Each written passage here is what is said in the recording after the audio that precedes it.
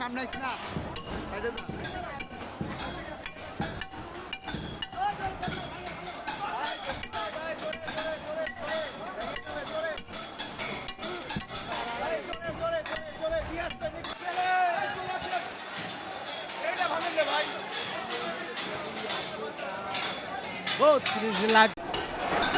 দর্শক দেখতে পাচ্ছেন ধানমন্ডি 32 আওয়ামী লীগের যে বাসভবন রয়েছে সেখানে দর্শক দেখতেই পাচ্ছেন যে এই মুহূর্তে বাংলাদেশ সেনাবাহিনী ধানমন্ডি 32-এর যে কার্যালয়টি রয়েছে সেখানে ভিতরে অবস্থান করছিল। এই মুহূর্তে তারা ধানমন্ডি 32-এর ভিতর থেকে বের হয়ে আসছে।